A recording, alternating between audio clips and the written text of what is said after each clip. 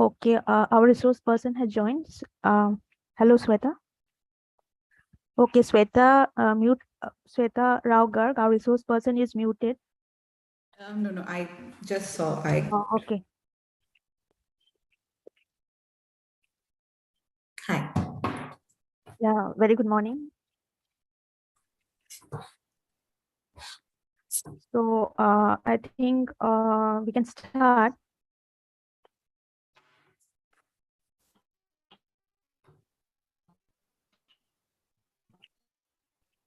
So let us start.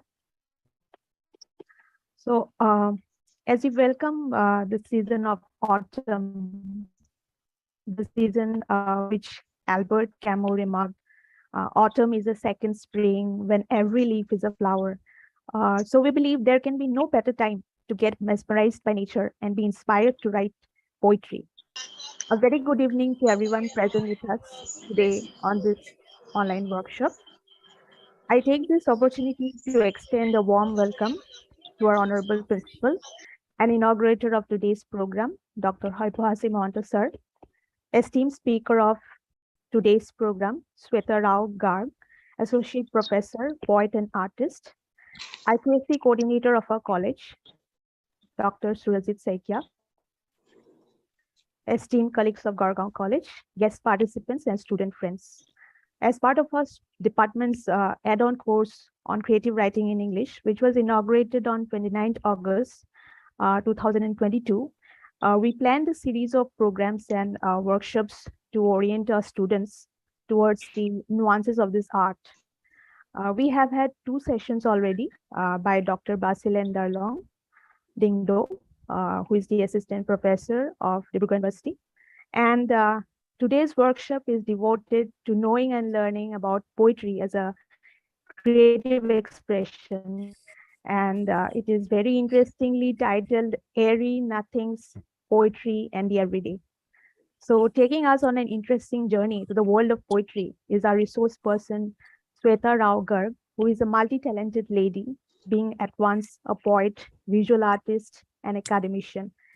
We thank her for accepting our request to grace this occasion as a resource person. Indeed, we are deeply honored. I now first of all request Honorable Principal of our college, Dr. Haibahasi Mahanta Sir, who is himself an eminent poet, academician, and columnist, to inaugurate today's program and address a gathering. Sir, please. Thank you so much, Dr. Syamolima.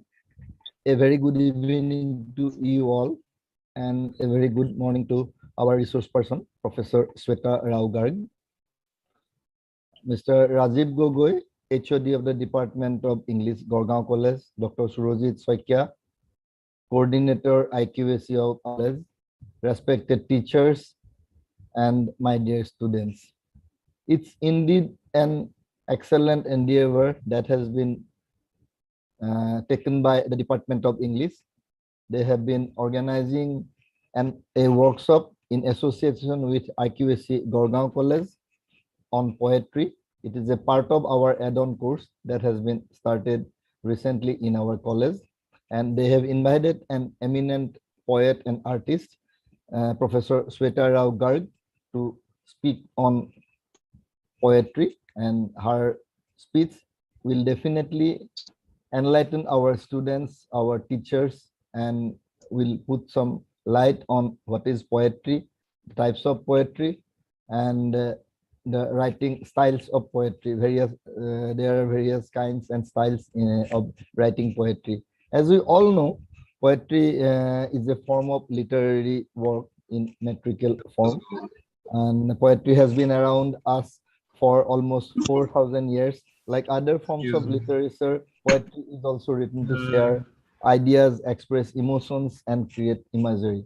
Dr. Johnson has rightly said that poetry is a metrical composition. It is the art of writing pleasure with truth by calling imagination to the hello of reason.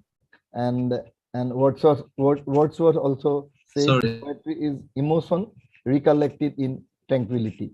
And being a student of social science, I also feel poetry, actually poetry is a part of, is an important part of our art and literature, art and culture, and it's a part of our life actually. And poetry can not only it express our life, not only it expresses our emotion, it can create public opinion. Poetry can create public awareness. Poetry can even bring some social changes. It can be an it can revolutionize anything. Poetry can bring changes in our socio-political, cultural, and economic life, and even history. Poetry can revolutionize anything. No, it's not only it's a expression of feelings, expression of emotions. It can create some social awareness also. So we can use poetry as a tool for changes, tool for reform, and it's a tool to revolutionize anything in our socio-economic, political, and cultural life. So that has been we can also call poetry is is a criticism of life and our livelihood also. So I think our resource person will definitely put some light and see her speech, her and deliberation that will be taken place in the session will definitely enlighten our students, enlighten us, and we will be able to know many more about poetry. So with these few words, I hope this event would be a grand success. I would offer my sincere thanks and gratitude on behalf of the Greater Gorgaon College fraternity, Professor Shweta Rao Garg, for giving us her valuable time, and as a resource person, and she has consented us to join as resource person. And also, I would like to offer my sincere thanks to Coordinator Dr. Shyamolima Soikia and faculty members of Department of English. And I would also offer my sincere thanks to Dr. Surojit Soikia, Coordinator of IQSN, and also the technical coordinator of this program. And I hope this program would be a grand success. And with this hope and few words, I declare this session open. Thank you so much.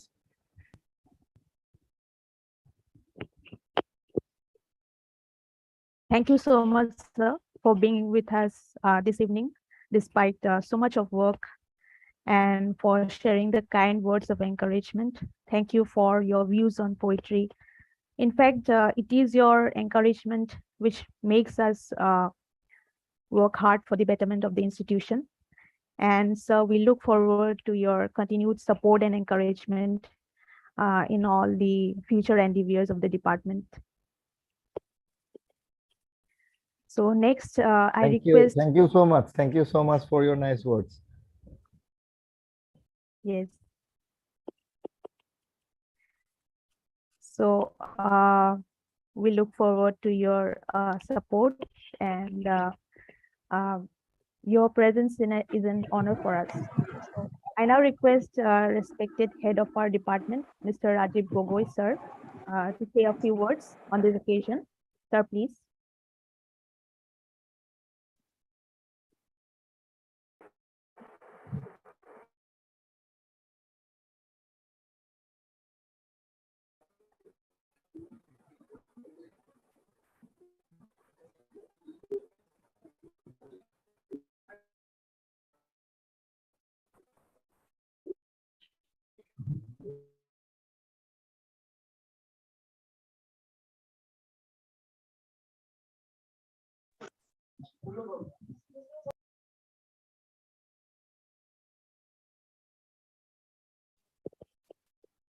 I request our head of the department, Dr. Rajiv Gogoi, sir, to say a few words.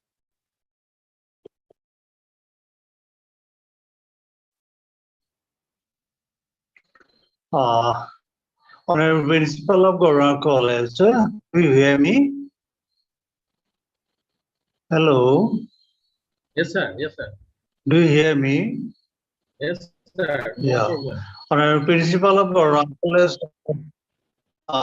Dr. Sarvasi Mahanta, respected speaker and the resource person of today's workshop, and a poet, visual artist, and academic Sweta Rao Garg, IQAC coordinator of our college, Dr. Surajit Soika, esteemed colleagues, participants from different institutions, and my dear students.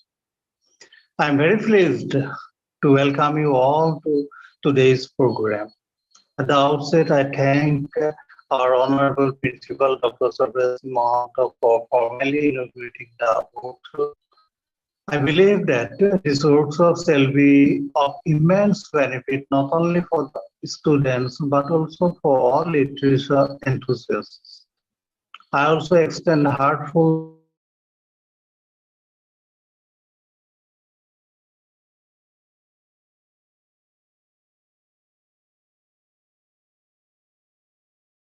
everyone and hope today's workshop will be conducted by our esteemed resource person on the art of poetry will be a fruitful and enriching session for all. Thank you. Thank you, sir, for the words of encouragement. So I would now like to introduce our resource person to the audience this evening. Sweta Rao Garg is a poet, artist, and academic. Her first collection of poems of goddesses and women was published by Sahitya Academy in 2021. Her poems have been published in journals and magazines like Indian Literature, Cold Noon, Everyday Poems, Alimentum Journal, Post-Colonial Text, Transnational Literature, News India, etc. Her collaborative poetry volume on Shakespeare, called Shakespeare Wallis, Verses on the Bird, will be published by Flower Song Press, Texas in 2023. An anthology of poems she has co-edited, Quicksand Borders, South Asia in Verses, is forthcoming soon. She is the author of the graphic novel, The Tales from Campus, A Misguide to College, published by Crossed Arrows, Kolkata in November 2022. A former Fulbright scholar, her standpoint as a feminist and post-colonial scholar informs her art and writing. So I now invite Sweta Rao Garg to start today's session. Sweta, please.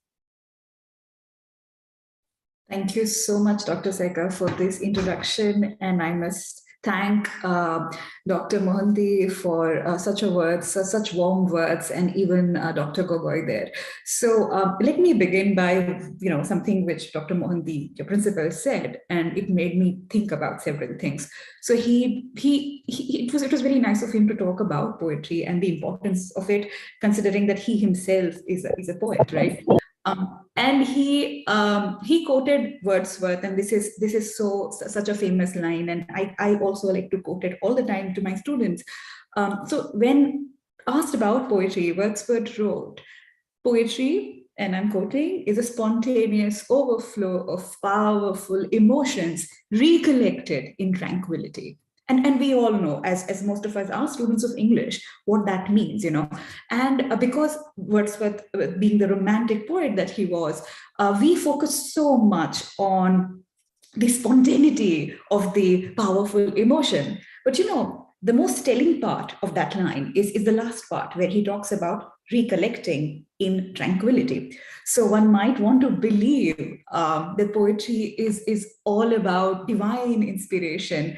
I would say that most of it happens when you are sitting on your table, or these days students don't even write using pen and paper. I'm told most of you thumb text your poetry, So either ways, it is about rewriting. So writing is about rewriting. And I think that's a point I want to begin with, because we have 1 hour, and 1 hour is absolutely impossible to even begin to scratch the surface of how to go about writing poetry. So at this moment, I would like to share, and I'm not really a big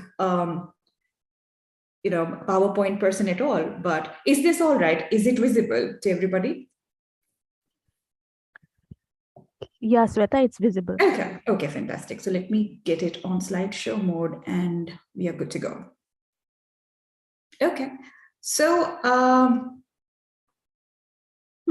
Okay, so airy nothings, poetry, and the everyday. So Dr. Saika had invited me very kindly, and she asked me if within an hour or so, we could sort of begin to talk about writing poetry. And I was thinking about the idea of poetry right now, that how we think, even if we are students of literature, we sort of have this idea that poetry is a hallowed, thing. It is something that something so great, something so divine, something so significant that it requires a special pedestal. So I wanted to familiarize poetry, maybe bring it down from the pedestal and say that no, poetry is about everyday. Poetry could thrive and survive through everyday practices. It's nothing hallowed, it's not gilded, it's not something which is up there on the shelves of books that you never ever, check out from the library. Poetry is part of you, and all we need to do is jog our cultural memory to see that how poetry always was with us. Now, be it your lullabies, the lullabies that your mother sang for you, or be it all the songs that you listen to in your iPods or whatever, listening devices that you have. It is poetry everywhere. But at the same time, reading poetry has become, something of reading poetry has become something that people don't want to do. People shirk away from doing it.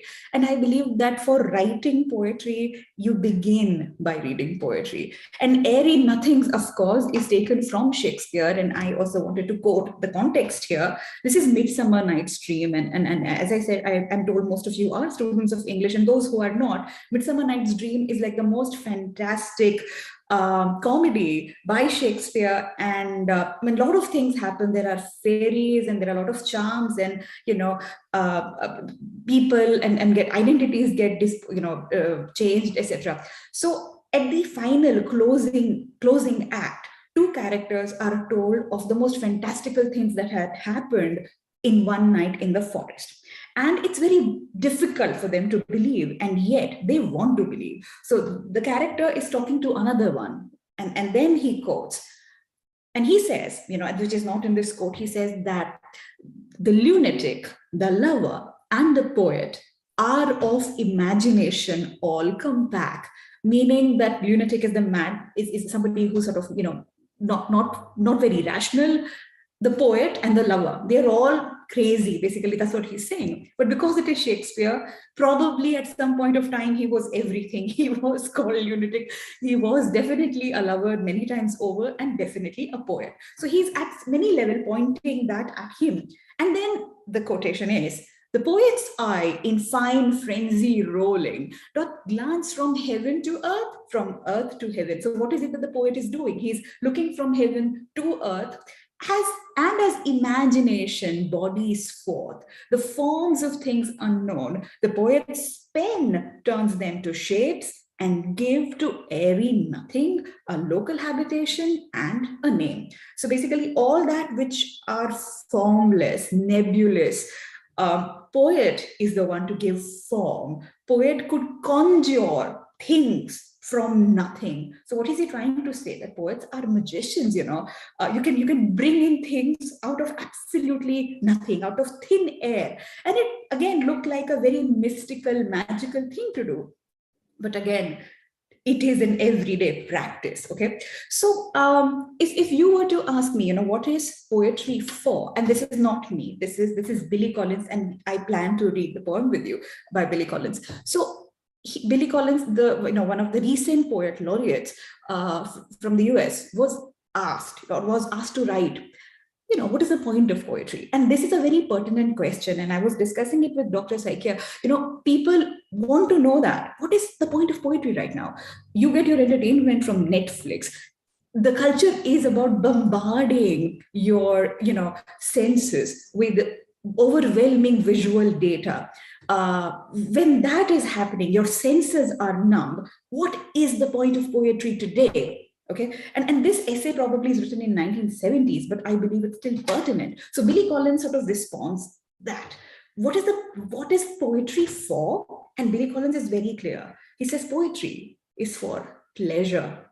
It's for pleasure. It's for pleasure. Okay, so it's supposed to bring you joy. It's it's so different now, because I think the way you've been brought up with, you know, traditional conventional education system, where you think, oh my God, I'm supposed to recite poetry in my exams, I'm supposed to write about the context of the poetry. Basically, what you've done is you are clinically analyzing the poetry without really enjoying it, without really relishing it. But Billy Collins says here, and I kind of, you know, subscribed by what he says. He says, what is it for? He says the pleasure of dance. Now, how is poetry like dance? Oh my God, the idea, the thought, where does it take you?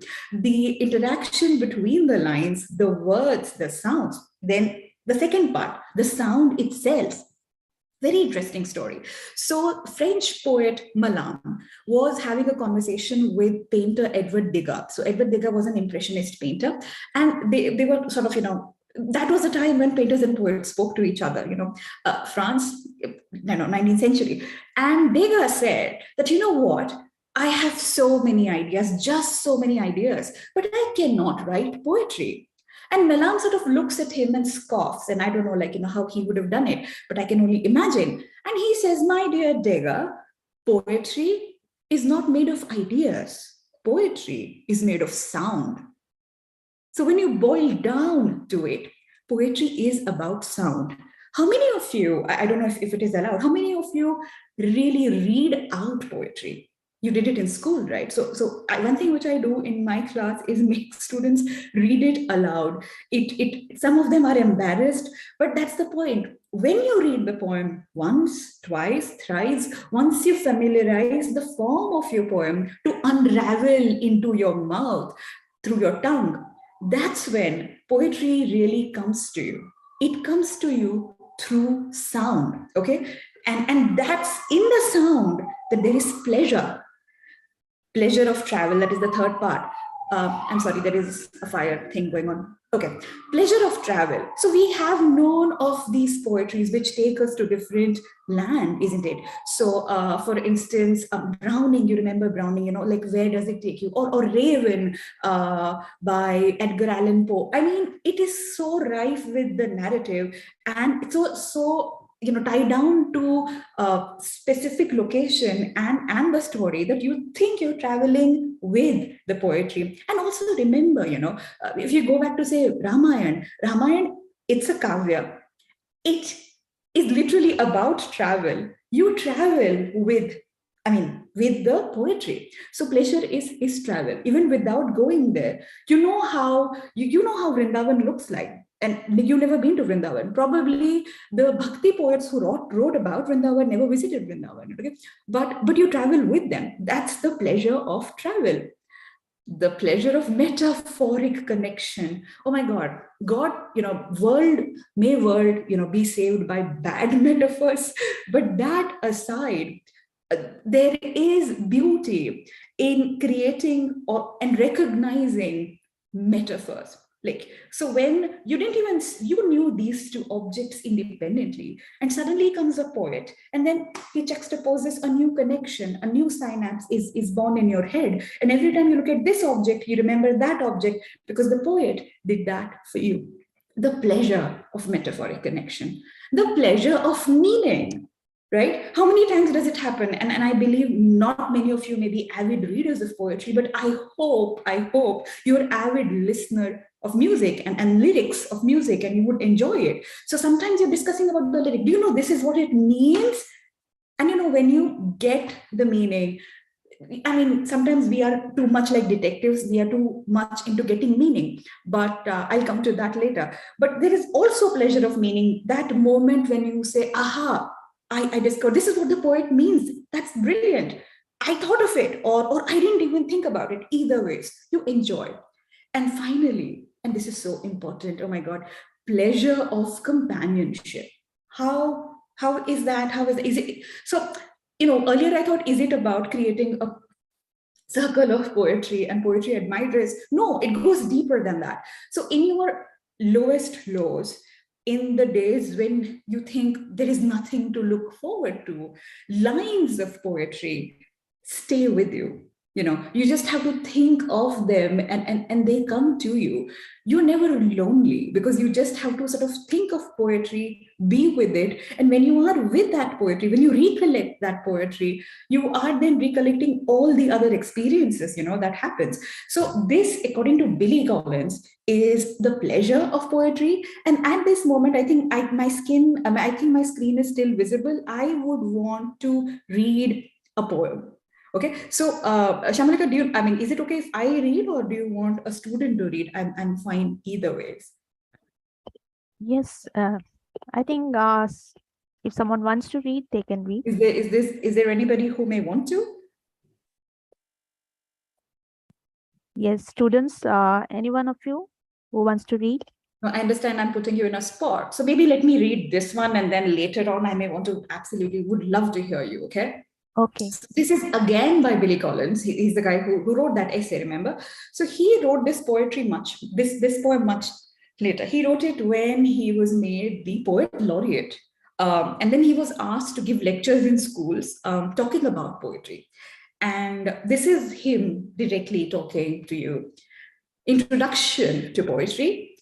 I asked them to take a poem, hold it up to the light like a color slide, or press an ear against its hive.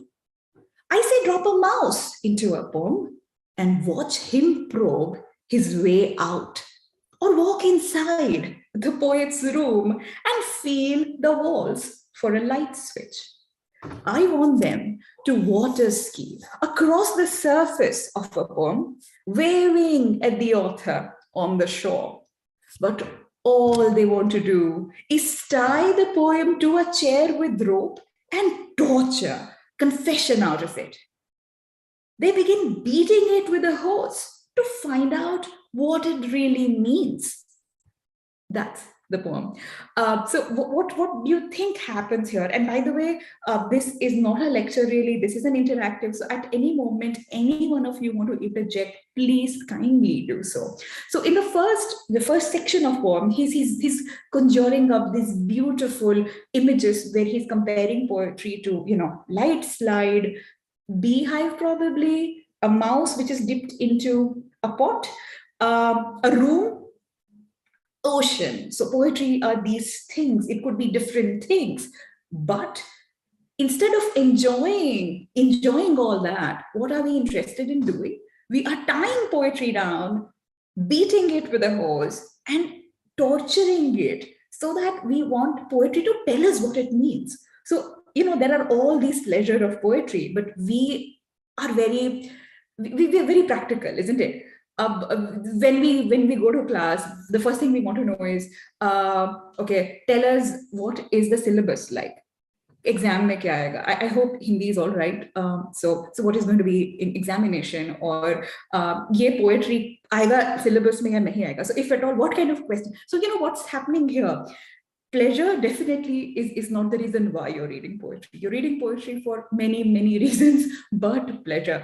And we are only interested to know that it delivers to us the code that is supposed to deliver, and we discard it off, discard the whole fruit without really enjoying the kernel. So Billy Collins here is at this point of time inviting us to experience the whole sensory buffet that poetry is. And trust me, almost all classes, I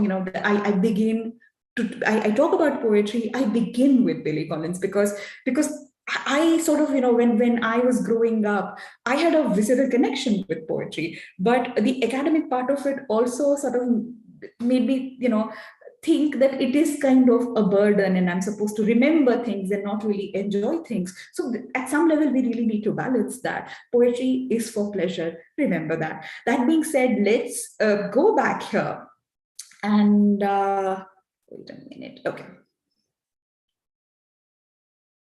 Okay. So remember this: every time you're supposed to read, supposed to write. Okay. Now, this is the time when I want you to, pep up. You are going to, I hope you all have written material with you, like a small paper, a pen, pencil, whatever, or as I said, if you have your phone or computer, that's all right. And this is a very, it's a fun thing, but it's also sort of childish. And this is not my exercise, this is something which I read in one of the teaching English books, but I think it's fantastic, because every time we do that with students, we come with most fascinating responses. So humor me, and let's do this, okay? I also invite all the professors of the department to do it, and let's just have fun, okay?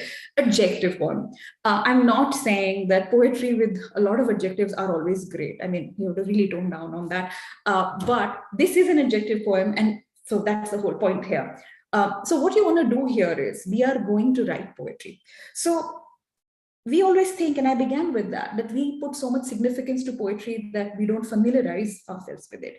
We also think that we are born with creativity. We are born with that invisible crown on our head, and poets all walk with invisible crowns on their head. That's because they have a personality problem.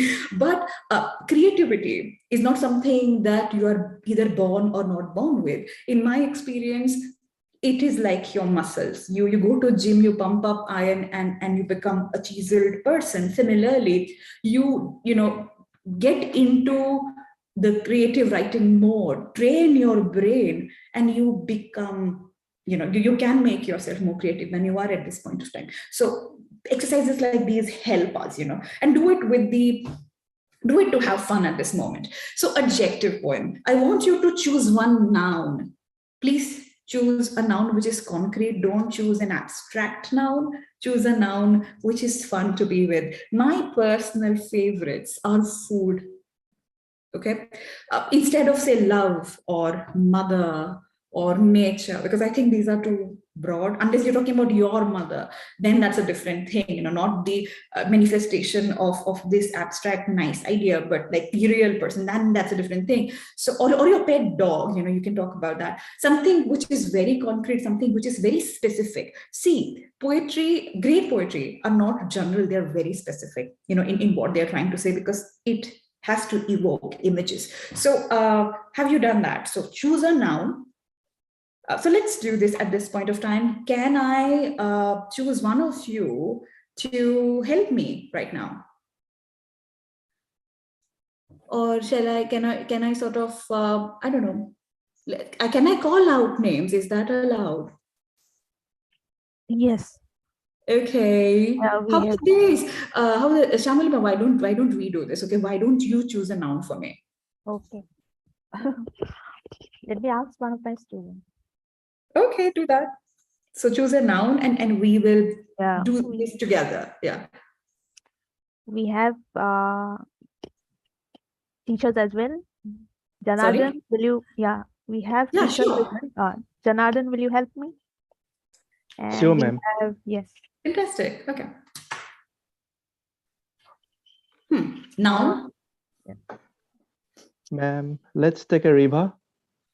Reva. Reva is a river. Sorry, ma'am.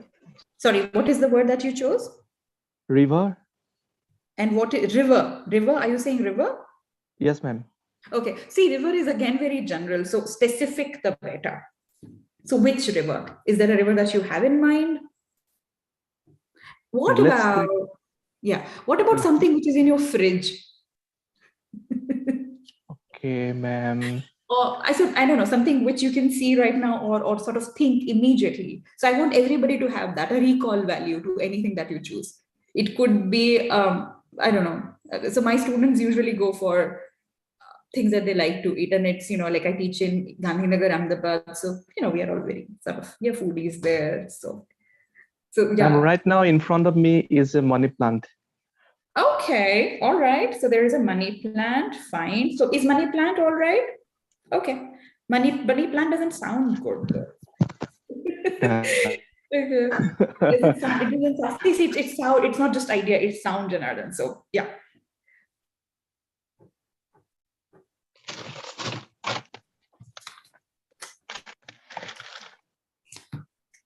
Ma'am, let's change the money plant to a flower then.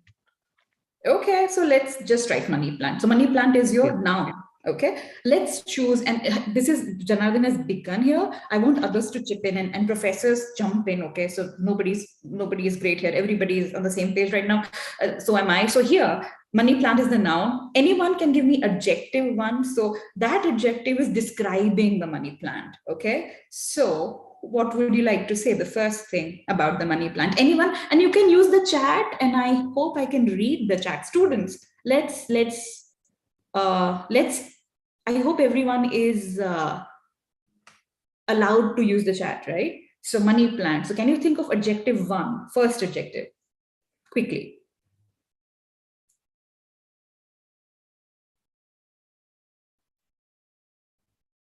Beautiful. Okay.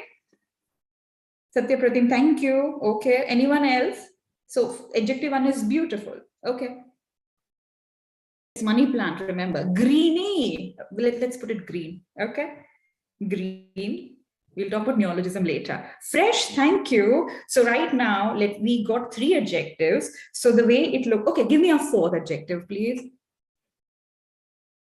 Thanks, Anvesha. Thanks, Dipan, with the soft. Interesting. Okay. Money plant soft. All right, there you go. So we have 4, and I'm not saying these are the best adjectives, but it is good to begin with. So we have 1, 2, 3, and 4. You can do your own thing. Okay, that's it. Now we go money plant again, plus verb. Come on, guys, verb. Think of a verb for money plant for the last line. No, not third last line, really. What is the verb that you can use?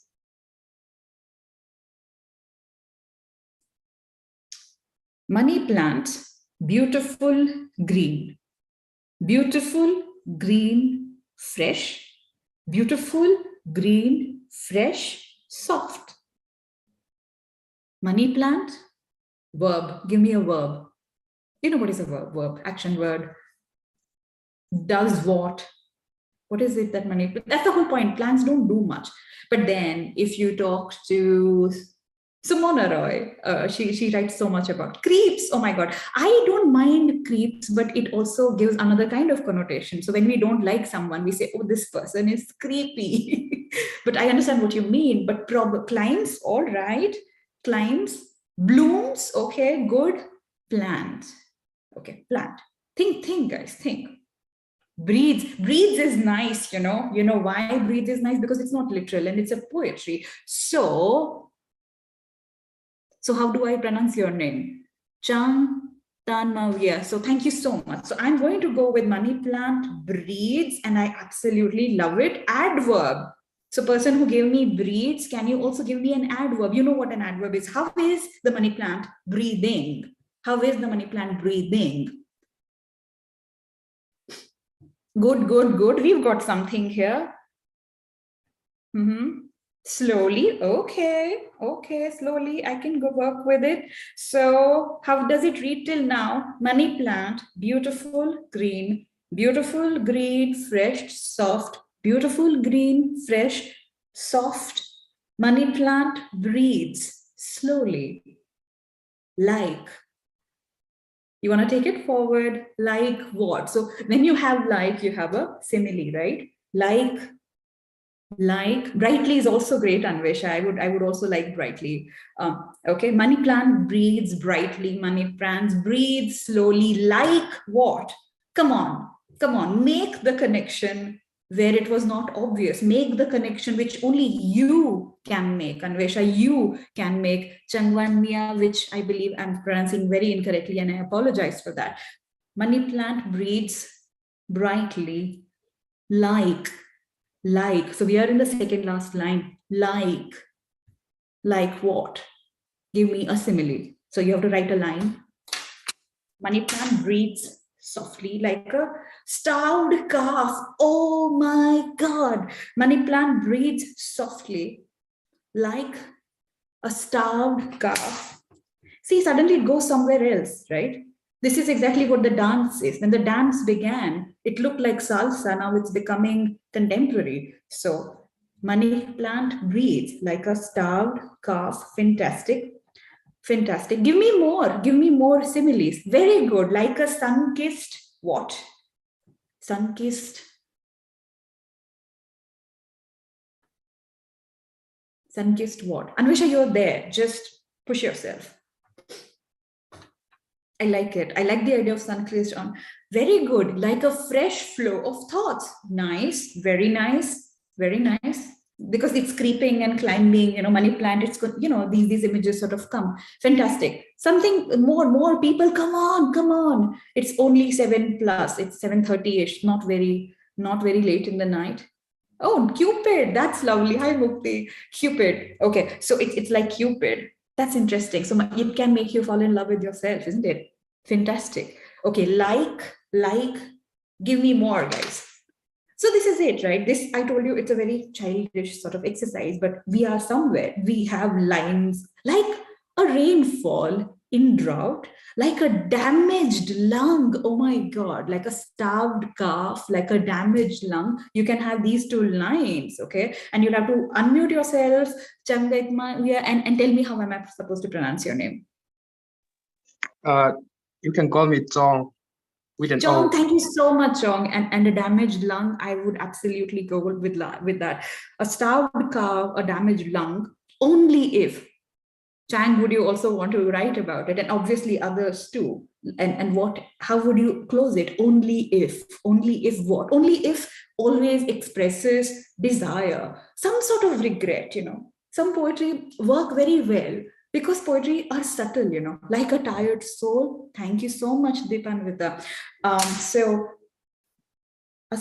Only if we neglect it. Okay, so Chang here, only if we neglect it. You want to neglect it or you don't want to neglect it? Okay, so what you're trying to say is that if you neglect it, it becomes that. What if I ask you to push yourself a little further, Chang, especially you, because you've given this simile to me, and you end with a regret, not a possibility, a regret, and slight regret, you know, little bit.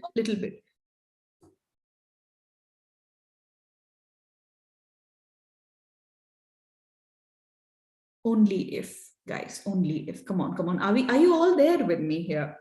Only if. I want more responses. So let me go back. Money plant, beautiful green. Money plant, beautiful green, fresh.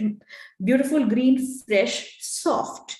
Money plant breathes slowly or brightly, like a starved calf or a damaged lung, like a tired soul, like a rainfall in drought, like Cupid, like a fresh flow of thought, like a sun-kissed something, we don't know, okay? Only if we neglect it, but come on, something more. Only if what?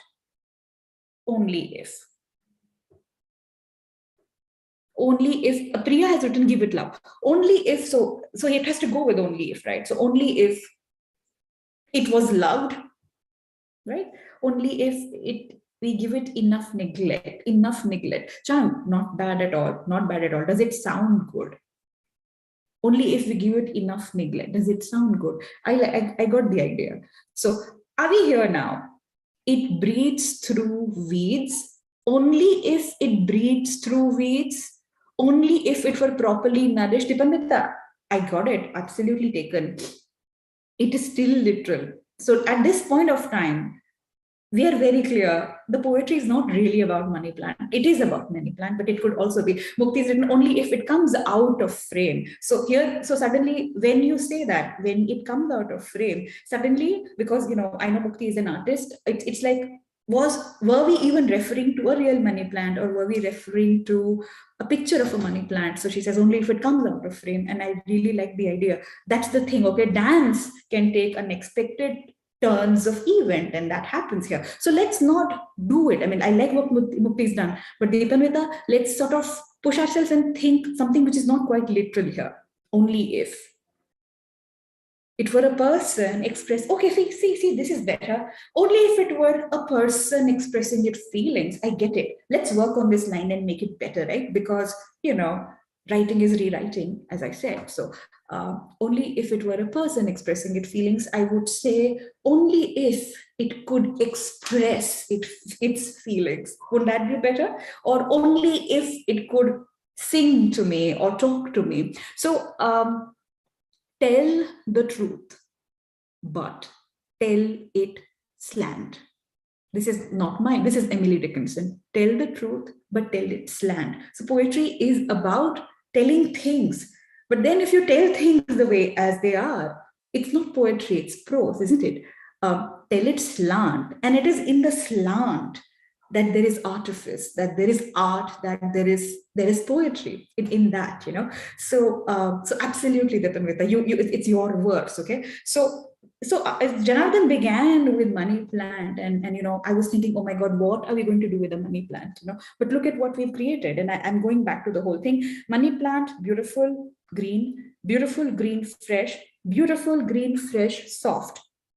Money plant breathes slowly, like a starved lung, only if it could sing itself or whatever. So you understand. Money plant is a herb. Is that? Oh, is that for your only if it is a herb? Which herb are we talking about, Sampriti? I hope it's not what I think it is. Okay, so Dr. Saikia, I need your help right now. So would you think we can give more time to students to come out with their own adjective poem, or do you think we want to go to the next part? What do you think? Or students, what do you think? Yes, you can take some time because we started late, isn't it? Okay. It was around Okay. 7:20 Yes. when you started. Done. Okay. So guys, what I suggest is let's take 5 minutes. Don't you be here itself and use the chat, or some of you, I would love to hear you and see you if that's possible. So you can sort of, you know, unmute yourself if that's allowed, show your camera and share your adjective poetry. You don't have to do money plant. You can do anything. But remember, don't do something which is very general. Don't do nature. Very general. Don't do world. Don't do things that think of concrete images. And when you write adjective 1, 2, 3, 4, listen if it produces music, because what we did not. Okay, so we just did something arbitrarily. So here, see, I'm getting 2 responses. Only if we let it breathe. Very good, very good. So when you say damaged lung and let it breathe, suddenly it is about this money plant, but it's also about many other things, because money plant could be anything. Only if it could spread this sweet, pleasant odor. It's actually like a literal thing, right?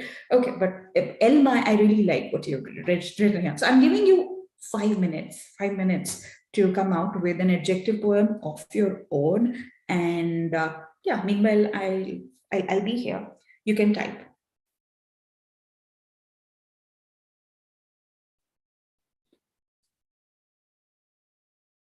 If there are any questions, meanwhile, you can either send it to me on chat or you can talk.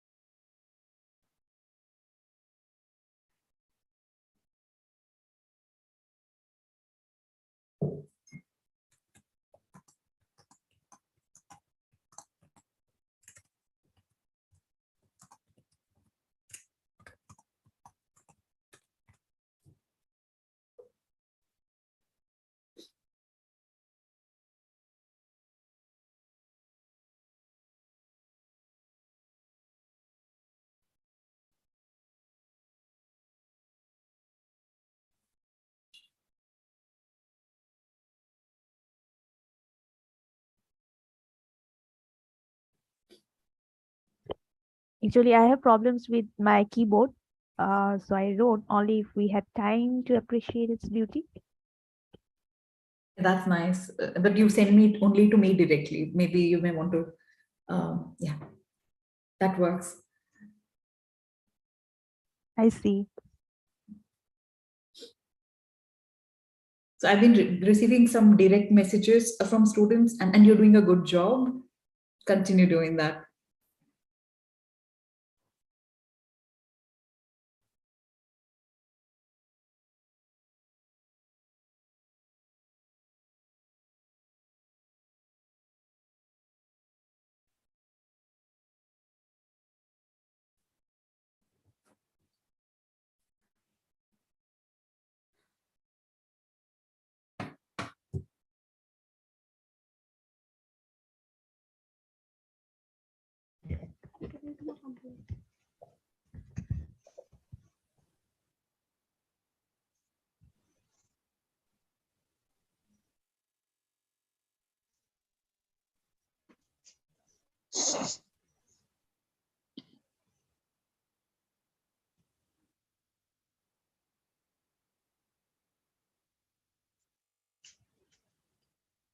ভাৰতত British সাম্ৰাজ্যবাদ প্ৰতিষ্ঠাৰ পথ সুগম কৰিছিলে ইষ্ট India কোম্পানীৰ আটাইতকৈ উল্লেখযোগ্য ব্যক্তিজন কোন? তেওঁ কি কৌশলেৰে ব্ৰিটিছ সাম্ৰাজ্যৰ লাইফতে স্থাপন কৰিছিল? ভাৰতৰ ব্ৰিটিছ সাম্ৰাজ্যবাদ প্ৰতিষ্ঠাৰ পথ কোম্পানীৰ আটাইতকৈ উল্লেখযোগ্য ব্যক্তিজনেই হৈছে ৰবাৰ্ট ক্লাইভ। ইষ্ট ইণ্ডিয়া কোম্পানীৰ সাধাৰণ কৰ্মচাৰী Robert Clive. Someone just entered. I think I'm in there.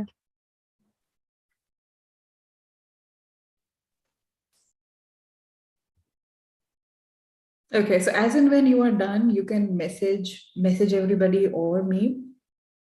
Yes, Janardhan, we can frame a new adjective bomb. Or if you think you want to take your money plant, make it climb, differently, you can do that. It's up to you.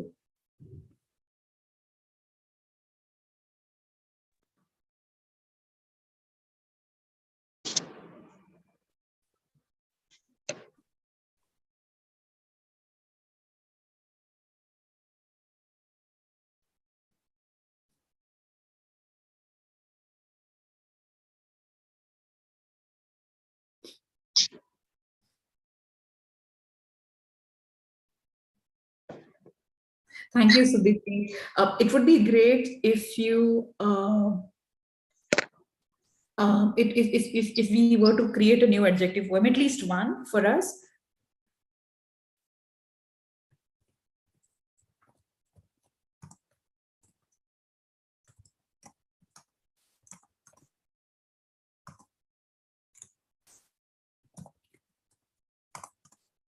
Okay, so Janardhan has one on alarm clock.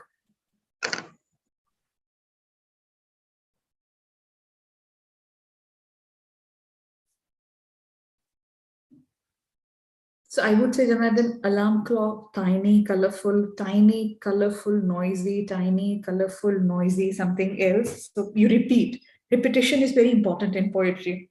Not this one, of course, is a format. So you're just sticking to it for nothing, for just fun.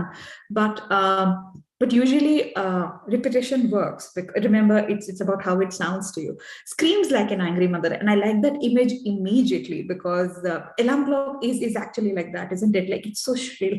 Screams like an angry mother.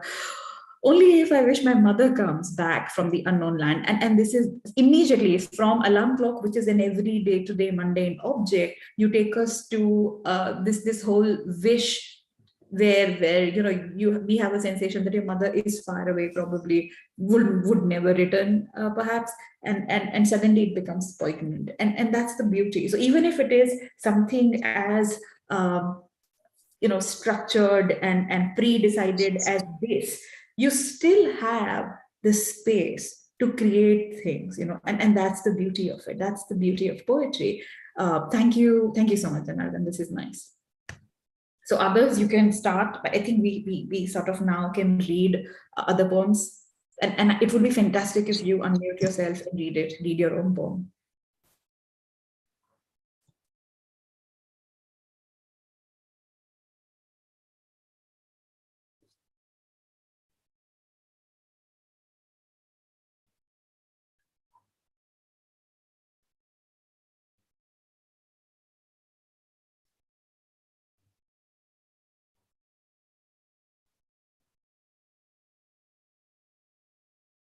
Okay. So this is like a fresh flow of thoughts radiating inside it. What are we writing here? Okay, so Deepamita, this is perfectly all right. This works. I mean, the only thing is that we were wanting to stick to this format, but that's fine as long as you're writing, you know. Okay, others, if you have it, we can all read it.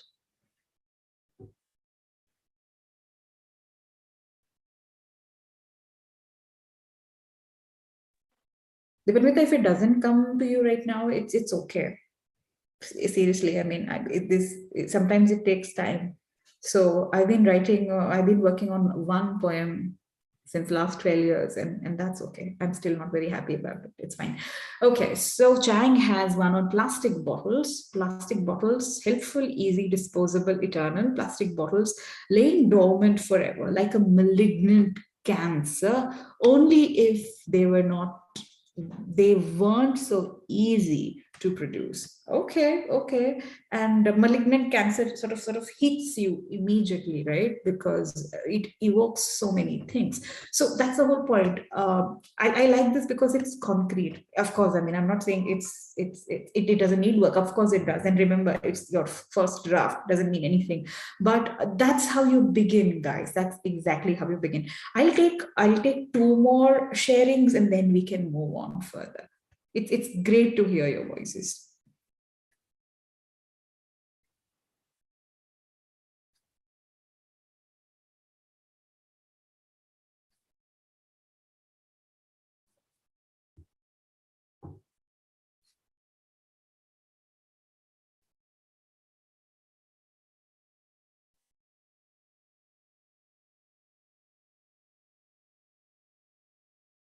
A dream. I had a dream when I was 4. I entered in a pasture through a timber door. I was swimming in the sky, running in a desert of ocean without a single omnivore.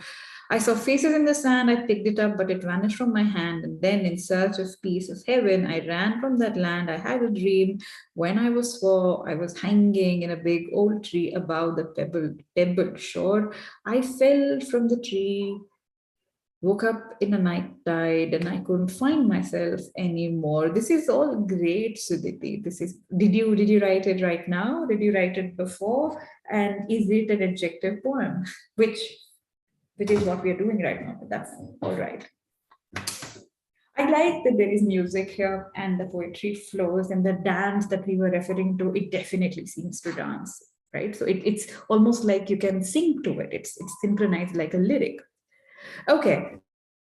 Book, simple, engaging, amusing, gripping. Read quietly, like seeing a calm sea in my dream. If only, I mean, my mother didn't wake me up. So a lot of mothers waking up. Okay, which is fine, Anvesha. Thanks for sharing. Satya Pratim has written matchbox, tiny, compact, useful, like water at a desert. If only if darkness surrounds us. Okay, all right. This is happening, right? This is happening. So even with something as bare minimum, we can create. And that's what I said. Creativity is not something divinely ordained. Creativity could be inculcated by daily writing practices. And I believe I'm talking specifically to students of creative writing in the department. And it's even amazing to even think that the college now has the course on creative writing, and it just makes me so happy and so hopeful, right? Okay, so are we good here? So do you think we can go to the next part, and as and when, if you want to, you can share with me and with everybody and we'll read. Okay, so I gave you a structure. You followed the structure. Some of you did not, and which is fine. Point being, you can hone it, you can create it. But then the problem is that, okay, I want to be a poet. Sometimes I write. Do I write well? Sometimes poetry makes me feel better in my head. which is fine because writing, any kind of writing, including poetry, is therapeutic. But is it then literary poetry? Because, okay, is it the kind of poetry I would just share with my mother and my sisters and probably my girlfriend or boyfriend or whatever? And they'll say, oh, so cute. Is it that, or is it the kind of poetry that I would want to publish because I see myself, sort of writing and sharing with general wide audience? So the beauty of today's age is that you don't even need publisher, right? You can sort of blog it, you have Instagram accounts, and my students say that, so when they say that their favorite poet, somebody has a microphone on, can you turn it off? So they say that when they say that their favorite poet is somebody from Instagram, and I understand that how important this medium is too. But the question is, how do you begin if you want to write, quote unquote, professionally publishable poem? And I say that always focus on images, okay? And images are always linked with your sensory organs. And what are our sensory organs? I mean, this is baby level question. What is it that you see? What is it that you hear? What is it that you smell? What is it that you taste? What is it that you feel? Feel in your skin when you touch it, or feel in your feeling place, whatever is it? Is it your feeling place? Is it your heart? Is it your brain? Is it your kidney, pancreas? I don't know. What is your feeling place? So what is it for you? Go for something which is particular and not general. And why is that? And I told you even now that, don't write about nature, don't write about things which are very general, that it would just be, nothing. It would be nothing. It would just be a bunch of cliched. What you want is give your perspective in poetry always. So everybody had seen daffodils. No, everybody. Daffodil is not even a big deal, but it takes a Wordsworth to sort of look at daffodil, but look at it differently. Look at it in a way only Wordsworth can look at it and say, okay, suddenly I close my eyes and then, the sea of daffodil comes and then I become equally happy. So he is talking about his very specific particular experience, him taking a walk in a solitary lane and him looking at a solitary reaper singing and him thinking about it again. So he's again recollecting. Let it a lot of recollecting in tranquility happens in Wordsworth's poetry. And I'm quoting from Wordsworth not particularly because he's my favorite, but because I believe most of you are aware of him. So so that's the important thing. Where is you in the poetry? Don't give things. It's so easy to regurgitate, to reproduce things that you have read, and you're not even aware. So what it looks like is a monstrosity, or something which has no value. Poetry, when it is your exact point of view. For example, when Chang said a damaged lung, it just stuck me. And why? Because it is very specific, and probably only he could have said that. So good or bad poetry, perhaps the only difference here is this: where are you coming in, and are you being authentic? But that question is moot unless you know who you are. I'm not talking about it in a philosophical sense, but I'm saying that if you know how you think like, if you know how you write like, if you know what kind of imagination, what kind of comparison comes from your everyday life, you won't really be writing. So being with yourself is very important if you want to sort of take up writing, or you want to take up writing seriously. Reading a lot in different languages and in translation is something very important. And be careful when you write, and when you're a new writer, you write something and you're like, oh my God, look at this, isn't this beautiful? No, it never is. First draft, second draft, third draft, they are all, I'm sorry, monstrosities. Writing is rewriting is something which I tell myself again and again and again. So I do not even know by the time my poetry is out or by the time I'm satisfied. Sometimes you just don't want to publish, sometimes you do it for yourself. So by the time my poem is out, it's been through several drafts, So, and then I always wonder that why did I like it so many days before? It was junk. Now it's making sense. So sometimes that is important. Have patience to commit, even if it's a short poem, have patience to go there. Don't be in a hurry to sort of say that this is it, this is done. Sometimes you may get it right the first time, but trust me, that happens that doesn't happen very much, so it is a journey, and you are at it all the time. So these things that you remember.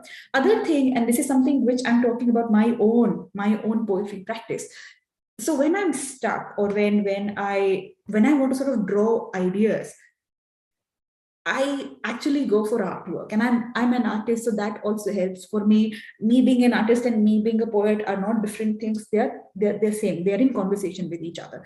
So I sometimes make my students do ekphrasis, and that really helps them defrost their brain and get the creative juices out. What is ekphrasis? Many of you may know. So it is called description, and ekphrastic poem is a description of an artwork.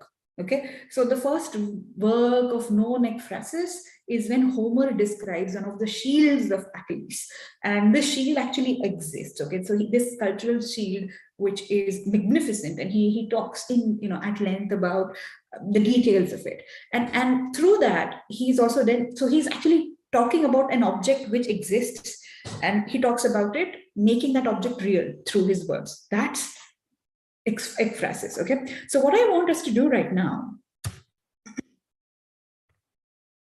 sorry about that. Okay, so is this okay, can you all see this painting? Yeah, the painting is visible. Oh, fantastic. So I hope it's big enough for you to sort of get it. So you can message me, you can unmute yourself, and you can tell me, what do you think this is about? What is it that, so if I told you in the earlier slide, go to your sensory organs. What do you think is happening here? What is it that you see? What is it that you hear? What is it that you smell? It's important. What is it that you feel if you were to touch it? If you were to get inside this frame and touch it, suppose you were to go in this frame inside, and what would your feet feel? If you were to touch, how is your hands going to feel? How is your skin going to feel? What taste is going to come in your mouth? Can anybody message? Can anybody? Yes, I'm getting some chats. Muddy, Anvisha has written muddy. Okay, so you're going to feel mud. What kind of mud, Anvisha? Is it cold mud? Is it dry mud? Is it moist? I'm just wanting you to think more. Because poetry comes from the senses. Thanks. So it's wet, because you're looking at all that water. It's wet. Is it hot or cold? I don't know. See, it can be different for you. It absolutely can be different for somebody else. So fresh air. Thank you, Suzuki. Fresh air. Okay, what else? Busy. Oh, okay, that's nice. I like it. Busy. A lot of things happening. Sheep, teeming with sheep. There's a pony. Somebody's farming. Somebody is gazing upward. Somebody's fishing. There are ships and sheep. Serenity, and full of thoughts. Okay, Anvesha, plowing soil. See, Anvesha, this is good. Okay, plowing soil. So sometimes it's also good to literally say what you see. Okay. Great. What else?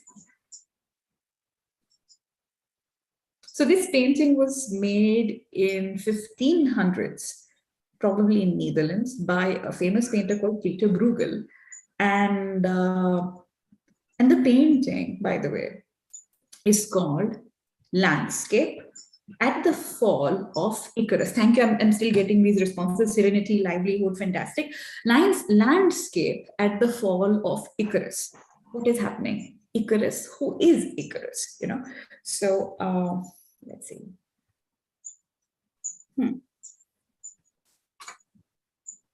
So what I'm going to do right now is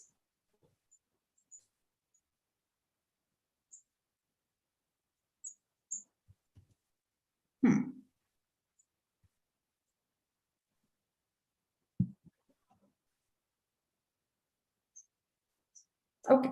So this is the painting that you saw, Landscape at the Fall of Icarus. And you know who is Icarus? So Icarus is this boy in Greek mythology who was son of Daedalus. So Daedalus and Icarus were both imprisoned by the monster called Minotaur. and there was no way they could escape. The only way they could escape is they could fly. They could not jump off because the sea was so cold they would have died. So Daedalus, being an engineer, he created wings out of feather and gum and other natural material which was available to him, and he learned himself. He fastened it on his body. He learned how to fly. He taught his son how to fly. But remember, what is the material used in the wing? Wax, natural wax. So he told his son not to go too much near the sun, it may melt. Not to go too much near the water, it may also make it soggy, and there will be inevitable drop and drown. So Icarus said, of course, like, it's like parents give you a key to the bike and says, please don't drive rashly. And you're like, yeah, whatever, my parents are never going to know how I can speed up as much as I want to. So Icarus is your first boy flying with wings. And what happens is he flies too much near the sun. The wax melts. And what happens is Icarus dies. Okay. Peter Bruegel knew this story from Greek mythology, and he created this painting. Funny enough, he doesn't focus on Icarus. You don't see a man with wings, do you? Where is Icarus? The painting is called Landscape at the Fall of Icarus. Where the heck is Icarus? Here. Can you see my cursor moving? Pair of legs. So Icarus, apparently, according to Bruegel, falls headlong into the sea and meets his tragic end, So this beautiful youth, full of promise and possibilities, has his life, cut short because, well, speed is too much to take, right? And so there is whole narrative of Icarus. But the fact is that in this painting, Icarus is not the focus. He is there tiny bit. And since then, this painting has fascinated many people. So way later, perhaps this was in 1960s, William Carlos Williams visited the museum where Bruegel's works are kept. He saw this painting. He was inspired by it, and he created, which is a very famous piece of ekphrastic poetry. Ekphrasis, again, poetry which is inspired by art. According to Bruegel, Chang, would you like to read it? I'm just calling you out because damaged lung is going to stay with me. Chang, would you like to read the poem?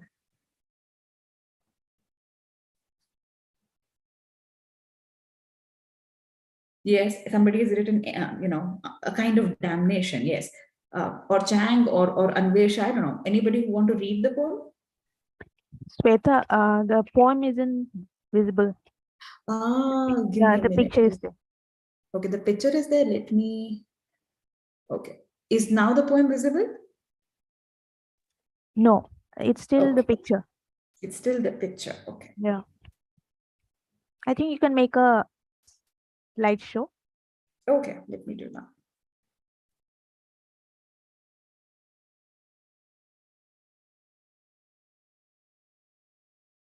Okay, is this visible right now? The poem is visible, right? Yes, now it's okay. It's fantastic. So see, poems are terrible. I mean, you can't be pasting it in the PowerPoint. It just never works. Okay. Landscape with the Fall of Icarus, William Carlos Williams. According to Bruegel, and he's responding directly to the painting. According to Bruegel, when Icarus fell, it was spring. A farmer was plowing his field. The whole pageantry of the year was awake, tingling near the edge of the sea, concerned with itself, sweating in the sun that melted the wings' wax. Insignificantly off the coast, there was a splash, quite unnoticed. This was Icarus drowning. Let us go there again. According to Bruegel, what do you think of the lines, So every time I look at William Carlos Williams, he, of course, experimented with form. He experimented with language. He also sort of wrote many a times very minimalistic sort of poems where you see there is not a single punctuation here. Enjambment in lines where, lines are running into each other. It's ending abruptly. And it has its own poetic effect. Some of you may say that, okay, it doesn't make sense. It's very unclear. But you know, whenever poetry is unclear, what is it that you're supposed to do? Be with it, be patient. So according to Bruegel, when Icarus fell, it was spring. A farmer was plowing. So what happens right now, he's literally telling you what he sees in the painting. Farmer was plowing, remember the painting, his field. And I think, who said it was very busy? You know, one of you said it, Janardan said it was very busy. The whole pageantry of the year was awake, tingling near the edge of the sea, concerned with itself. So see how different stanzas are, you know, so lines are coming through the stanzas, and this looks like a very unnatural structure, division. The edge of the sea, concerned with itself, sweating in the sun that melted the wings wax insignificantly off the coast. There was a splash quite unnoticed. So here, wings wax perhaps is where the stanza ends. And this is something which confuses me all the time. Insignificantly and not insignificantly. So, I mean, very peculiar choice of word, but I believe it is intentional, isn't it? Insignificantly off the coast. There was a splash quite unnoticed, insignificant and unnoticed, perhaps. That's why. This was Icarus drowning. And why I think it is one of the most remarkable ekphrastic attempt is because when you go back to the painting, you see exactly that. Because the painting has this little corner which shows you a pair of white, helpless legs and no body, no wings, nothing to sort of, tell you that this was this guy flying. The poetry also does that. So whatever it is that the painting does, you know, in broad sense of the term, painting does, poetry seems to echo that. And that's one reason why I like it. But again, because it is poetry, there are no rules, you know, because somebody else also wrote something about, and we don't have time to go through that, but you can actually read many other attempts by equally great poets about the same painting. So sometimes it is as amazing as that. And sometimes you may sort of write about Icarus himself and his tragedy. You know, somebody had written kind of a damnation, for instance. You know, Dipanvita wrote that. But then it's up to you what, if you're looking at a visual work, maybe some of you can do that in the class. So when you look at a visual work, one visual work, and if I give 20 students, you know, time to look into it and respond to it, you see this whole, you know, different kind of responses coming up.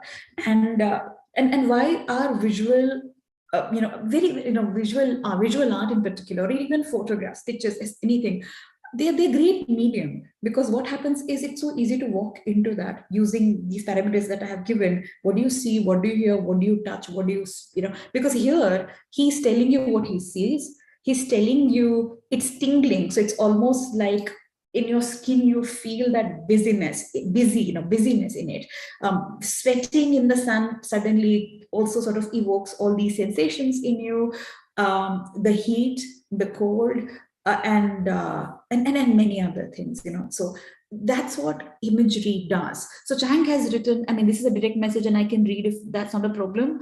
Poetry, the stanzas all are connected, ending gives its closure. I think I heard there being a question about how we interpret the poem with the art piece. Yes, so this is how, so it seems to gel with the art piece. Sometimes ekphrasis could bring out things which was not even there in the art piece, because that's what poetry does, isn't it?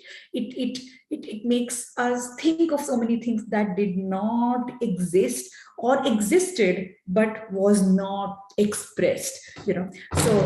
So that's there. Going by, and let me do something about the screen share again. Okay.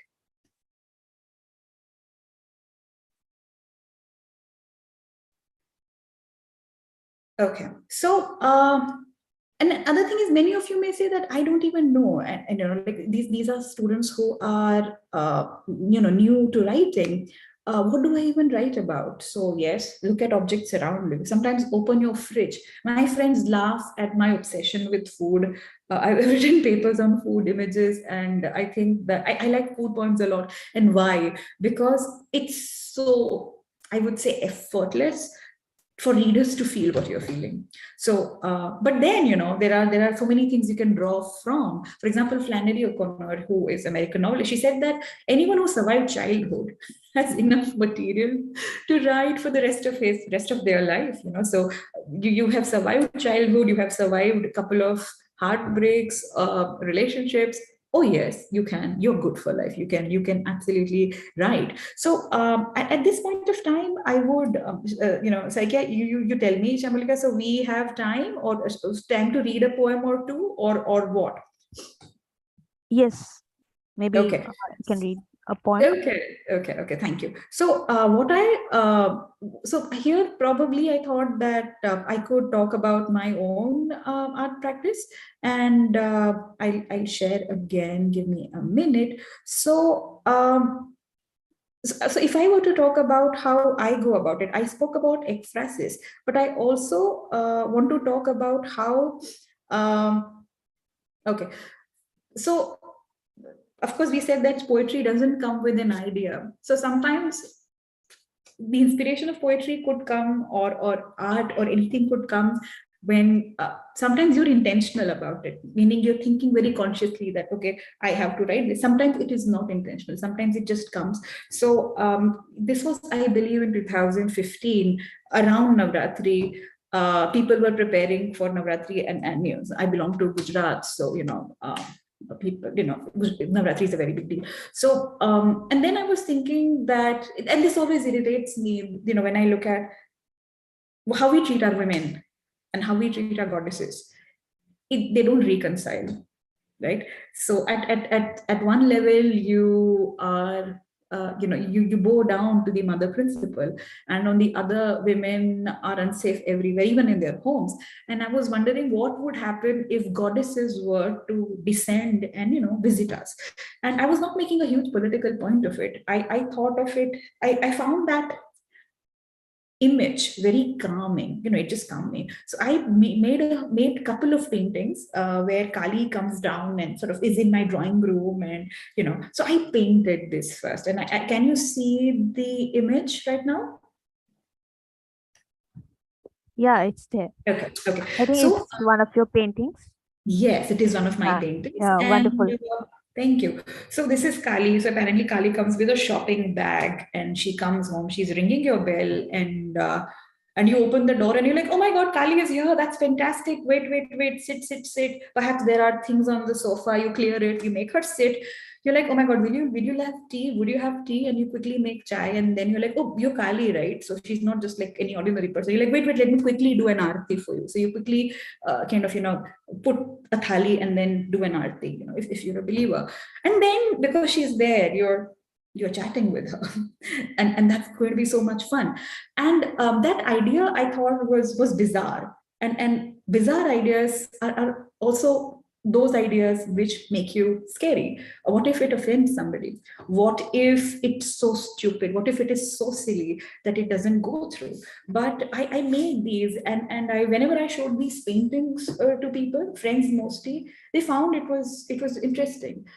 In the original version, Kali was nude, because that's Kali, for God's sake. And my mother and my husband said that, please, don't do this. So she's in sari right now. She's like a Bhadralok Kali. Okay. So years later, I wrote this poem in which I may want to read it. And this poem's called Kali Come for Tea. Kali Come for Tea. So this is, one would say, this is an ekphrastic attempt from my painting to the poetry. Kali Come for Tea, milk, rose water, occasional blood, and some beverages you have had, but I guarantee you would love the taste of tea.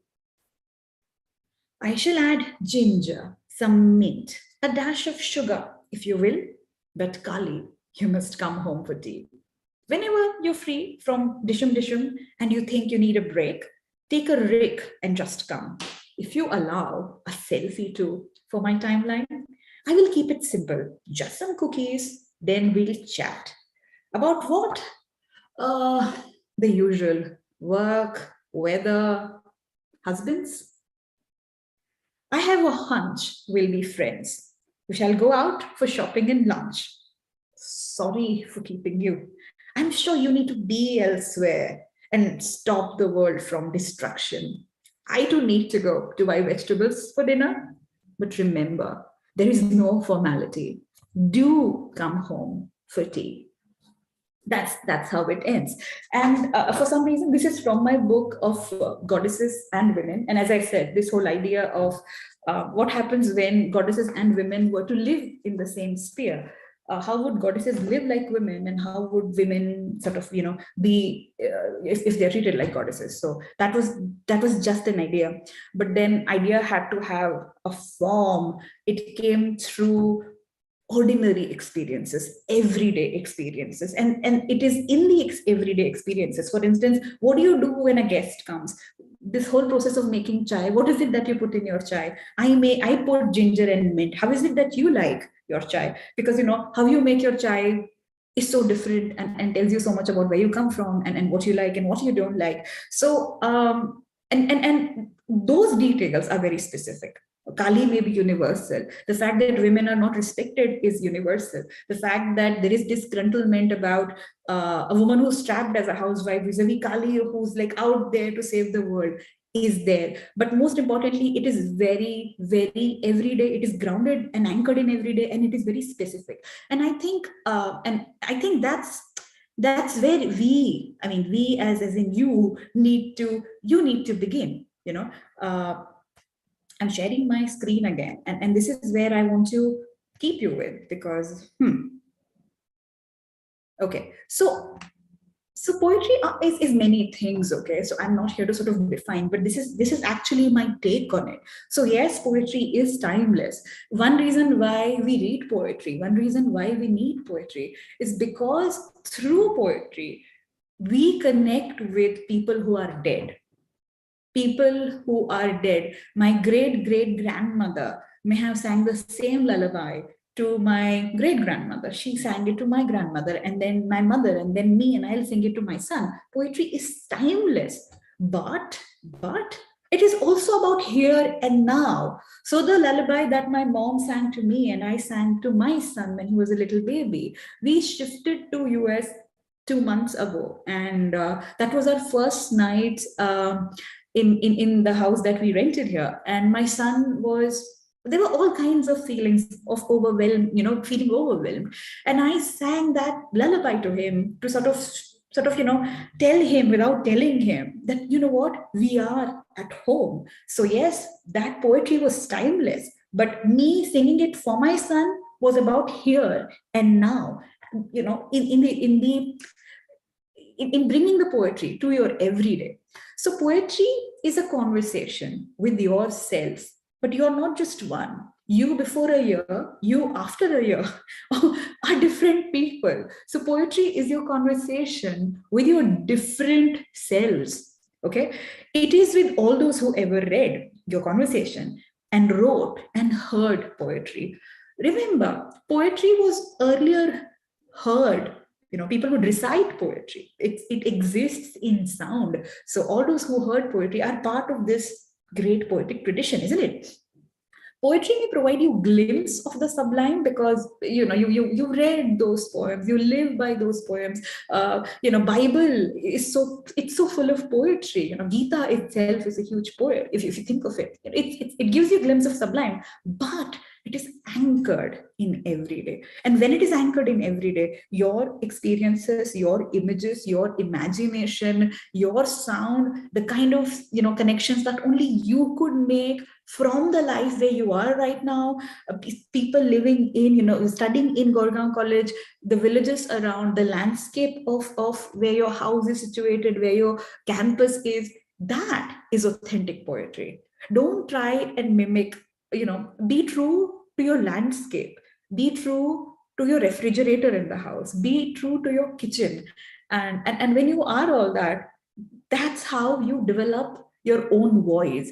And that's where you start creating poetry, really. But otherwise, what you're doing right now, or what we do right now when we are new, we regurgitate ideas, and that's really not much of value, isn't it? So that being said, I would want to end my session, and I am more than willing to have discussions with you.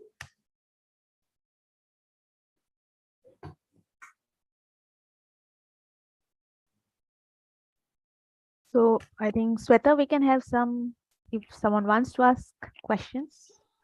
So I request the participants, especially students, if they have any kind of query regarding poetry, they can So ask. Chang has messaged me a question, and I'll paraphrase the question. So he said that, what do you do if there are people who are threatening your artistic experience? Chang, we find artists all over the world are in this problem together, that people get offended, I think, more easily than before. And it's so easy to misrepresent work. That's another thing. And also, what art should mean is now with more powerful people. And as artists, what do you really do? I would say, Chang, it's always your choice. It's always your choice. If you think not expressing your art makes you uncomfortable, you can't sleep because of it, you should show your art. But also remember, there will be consequences. There will be consequences for showing your art. If you're not powerful, you'll have to struggle a lot. People would say that, why do you even need to? Can't you cover it up? Can't you burn them down? Again, as I said, it is about your voice, but it is also about, your spirit. So if you think that you have to show it to the world, and that's exactly how you want to culminate your art, remember, there will be repercussions, and you've got to be okay with it. And sometimes I've seen great artists, quote unquote, surviving. But between surviving, rather, and taking up arms against the system, there are many things in between, which perhaps you subvert as an artist. You're creative, Chang, so you can subvert. You can encode your artwork with things which provokes thought to a certain extent that only subtle people could understand. When you are an artist, when you are a creative person, you are also creative enough to know how to survive. And I'm saying that that's not a problem either. So so protest art is extremely important.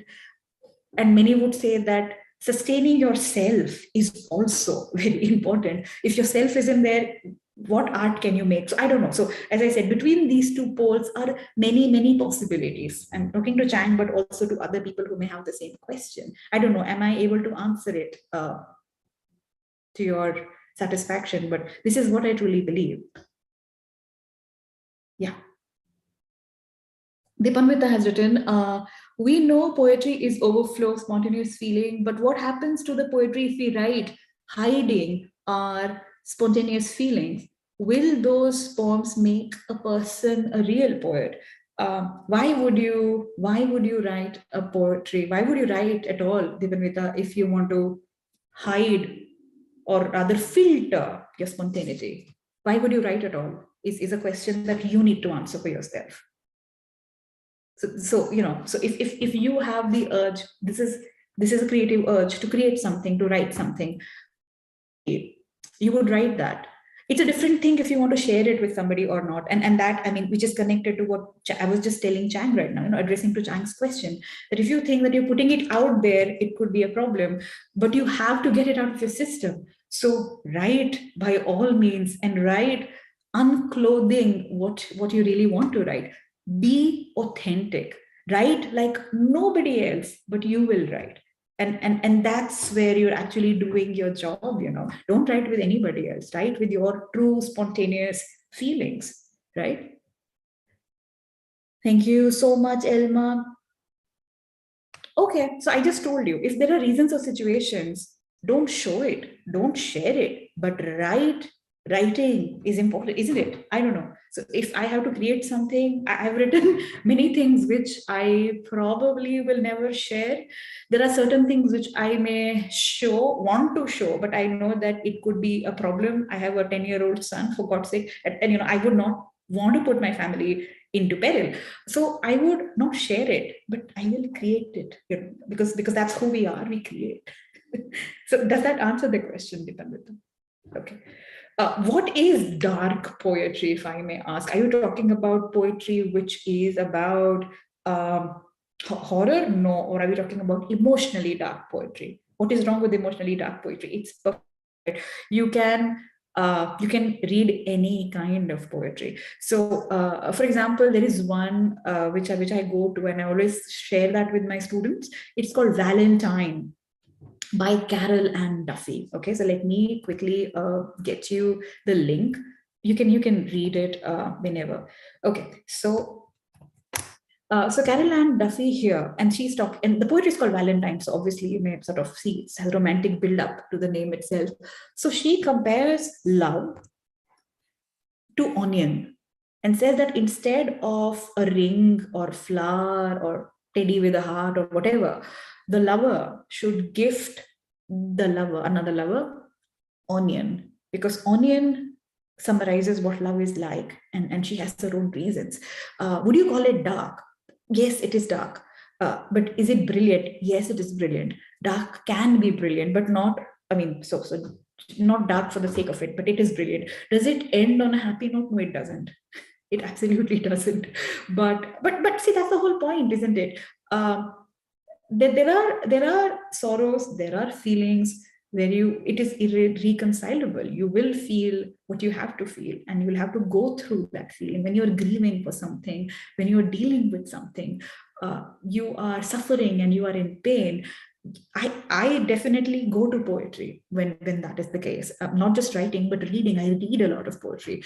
And when I do that, remember that point which Billy Collins talks about, the last point where he talks about companionship. And I find that. And if you think that dark poetry is giving you that companionship, by all means, read up. But then as somebody who teaches for so many years and I've been working with young people for so many years, I would say that if it is making you wallow in self-pity or making you sort of transfixed into that situation, you then definitely, you as a genre-geek, you're not you per se, you need to talk to others and reach out if you're something, really dealing with something. And I'm sure you have amazing faculty lineup here to help you and your friends to help you.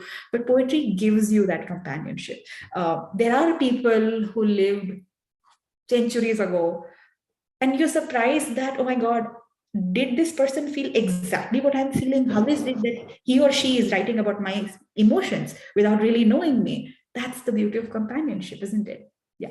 Any other question, guys? Okay. I have from Chang, pop literature being in demand and them setting trends. Should we as writers compromise and write pop literature, or should we keep to our own style? Is the path of being a published writer hindered by the cost of effectiveness or just starting out writing? Chang, too many questions. I tell you, something, surviving is important. So I would not say go hungry and never compromise with your values. I see many celebrated writers started off as journalists, started off writing. So very sort of journalistic kind of writing. And I'm not looking down at journalism at all, but then they became great novelists, right? So what we are trying here is we need to pay bills. Nobody else is coming and sort of paying bills for you. You would want to pay your own bills, right? You would want to sustain yourself, if not support your family. You need to sustain yourself. So do whatever it takes to do that. But at the same time, it's also possible, many people, so most of the writers, most of the artists, most of the creatives that I know have a day job. And then, they, in the evenings, nights, weekends, they are married to their passion projects, moonlighting their passion projects. So which may not pay much. Poetry has no money. there are so many creative writers literally struggling, and success stories are like unicorn. It's like Cinderella. It's like a lottery, okay? And it's not necessary. But again, the question is, who's asking you to write? Who's asking you to write? No one. You're doing it for yourself. And because you're doing it for yourself, is the world going to change if you write? No. Is the world going to change if you don't write? No. The world would go on as it is. It's you. It's you. You're writing for yourself. You decide what you want to write. If you get an opportunity where you're supposed to write pop something, by all means do it. Put your leg on the door and do it. Many people have done it, and there is no shame in it. At the same time, if you are, as I said, married to your passion, by all means write in the evening. Someday something may happen. And if something doesn't happen, you have done your work, isn't it? So focus on that right now. But as I said, sustaining is important. So get a day job. So I was reading this. I was reading this blog and then this whole podcast about people who do more than one things. Because I'm an academic, I'm an artist, I'm a poet. So I think that am I too scatterbrained to do anything? So apparently there's something called multi-potentialites. So this person says that there are multi-potentialites who do many things. And she says one way to go ahead with your creative life is by doing a day job. And she calls it the Einstein Model.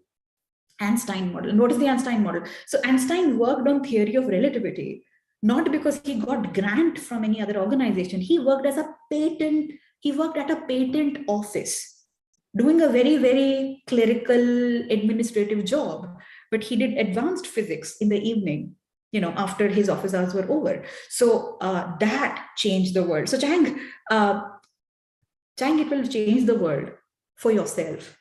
But I'm saying in objective sense, does it really change the world? Shakespeare makes our world better, right? Theory of relativity also sort of changed our world. But I'm saying that, to sort of shake you and make you respond that world is not waiting for great books. You want to write great books. So it is up to you is all I'm saying. You are the guiding principle. You are the fire. You have to sustain that fire. Nobody is going to do that for you. And it's not very easy. So it's great when you have a group of people doing it together. It could be lonely sometimes, and success can come suddenly when you're too lucky, but it may come after a very, very long time. And that could be maybe too late, right? So I'm just saying, you write for yourself is what I'm emphasizing on. You write for yourself, right? Okay, any other question?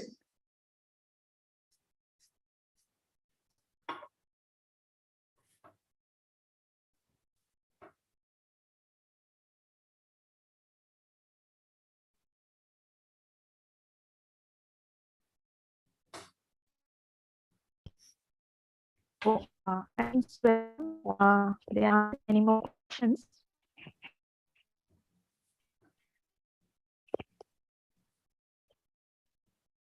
So it was really like, yeah, you can check if there are any kind of direct messages. No. I think we are done here. Yeah.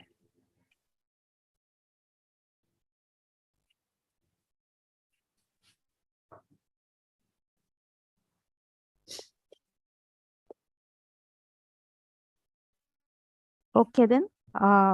Really, it was so interesting and enriching session with you. And you began with what is poetry for and how to begin writing poetry. And especially the exercises were really fun and interesting. I think as a teacher, you will be doing great in the classroom. And we as teachers also have picked up this ways of teaching creative writing in the class. And your definition that poetry is your conversation with your different selves. Yes, I think that's very unconventional way of looking at poetry, and that poetry may provide you a glimpse of the sublime, and it is anchored in the everyday. Yes, very true. And yes, we should be relating to our immediate surroundings, not just imitating someone else writing poetry, but Our poetry should be based on our perception of our surroundings and own situations. So that's a very thought-provoking way of looking at poetry. So thank you so much, Sweta, for this wonderful, splendid presentation. And I couldn't take my eyes off the screen. It was so much fun and interesting. My students and participants have also like immensely benefited from this session. And we wish we could go on listening to you. And hope we will have another session with you in the near future. So I now ask Satyapratim Phukan, a student of 5th semester, to deliver the vote of thanks.